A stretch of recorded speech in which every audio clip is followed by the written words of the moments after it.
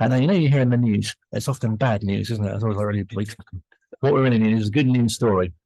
Well, I have just the thing for you. Wycombe High student Izzy has been celebrating after finding out she's won a prestigious Financial Service Degree Apprenticeship from JPMorgan Chase, the world's largest bank. This is very exciting news, and I'm very pleased to say we can speak to Izzy this morning. A very good morning to you. Morning to you. Hi. Thank you so much for your time. I understand you're doing your A-levels at the moment. So this must be a horrible time for you, really. It's all right. It's all right. Oh, fantastic. So tell us about what happened on Friday. So on Friday, I was sat in my physics lesson, period 1, and I got a phone call from JPMorgan. So I ran outside and they told me that I had a conditional offer to start with them in September on their apprenticeship. That's a fantastic. You must talk us through how it felt at the time. I was really excited. I sort of couldn't believe it. I was really nervous about getting the call. Like, I knew I was getting it on the Friday, so I was really worked up about it. And then she said, "Oh, you've got it." And I just, was really, really happy. And I walked back into the classroom and everyone knew that I was getting that call. So it just felt really good. So I don't need you anymore. My future's sorted. See you later. I'll sit through the class anyway. I'll be fine. So what was the process like to get to that stage? So there were 4 stages. So I found it online on their website. So I was looking at their website because I was actually looking at internships because I didn't think they did degree apprenticeships. And then I found the degree apprenticeship and thought, this is great. So I signed up. I think I had a day before the deadline.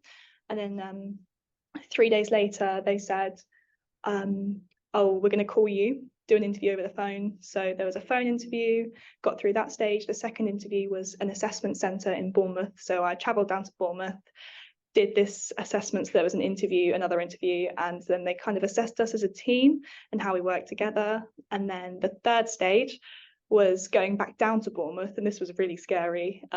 We went to their offices and they released like 60 of their managers into a room full of people. And basically you just had to network, and then they would sort of rate you on a rating system.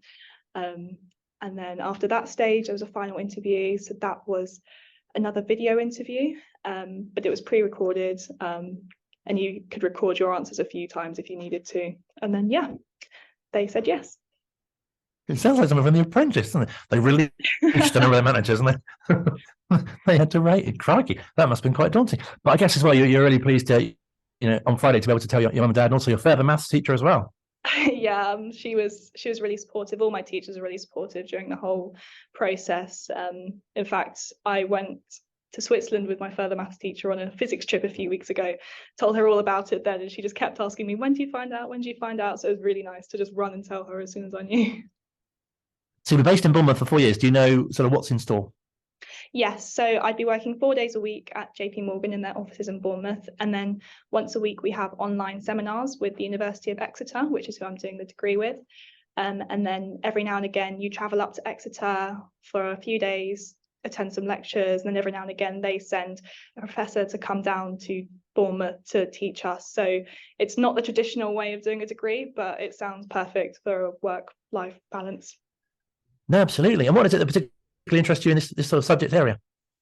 Well, I love working with numbers. I'm a big fan of maths, which is a bit nerdy, but I love maths, and I think finance is definitely the route I want to go down. I find economics really interesting as well.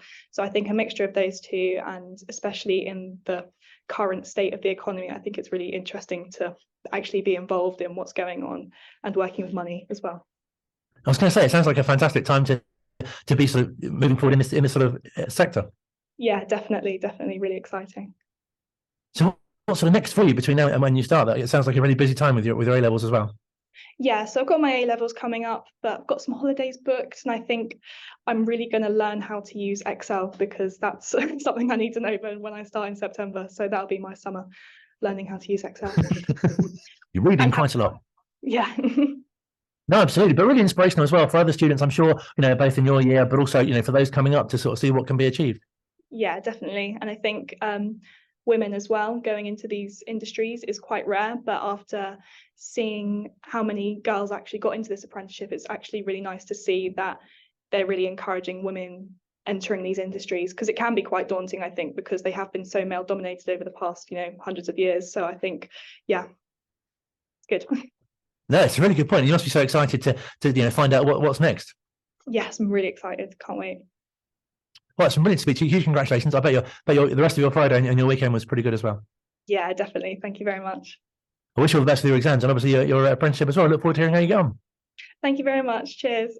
Thank you so much for your time. That's Izzy at Wycombe High speaking to us here at Wycombe Sound.